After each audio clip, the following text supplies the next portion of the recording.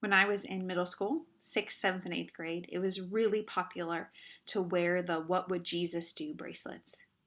Um, we got them as gifts at retreats and church conferences. And so I'm very familiar with that lifestyle, right? What would Jesus do when you have to make an important decision? Where and how do you decide?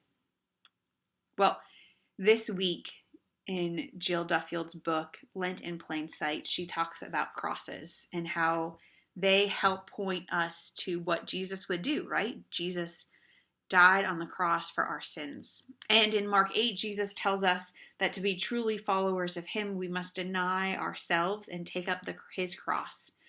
We must give up, so to speak, our vision, our interpretation, our desires and wants for our own lives to follow his way.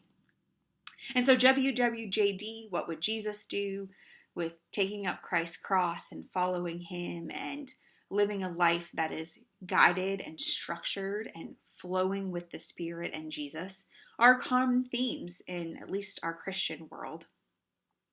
So that's why these words I'm about to read from Jill Duffield's book, Lent in Plain Sight, really captured me. So let me read a few of them to you. To be a Christian is to be who you are, to show love, regard others as better than yourself, exercise humility, to look to the interest of others, in short, be like Jesus. But perhaps not so much WWJD, what would Jesus do, but BWJI, be who Jesus is. An impossibly high standard, yes, and yet the only standard to which we should aspire. The cross calls us to so very much, whether it's a necklace or a bracelet, or a bumper sticker on your car, a decoration in your home. It is a sign that tells us we should aspire to be more. We should be Jesus. It's hard to give up our own wants and desires. I wrestled a lot with that when I felt the call to ministry. That's why on a shelf in my office, there's a cross from my internship in seminary, because that was when I really had to come to terms with this calling of ministry and working in the church was who I was destined to be.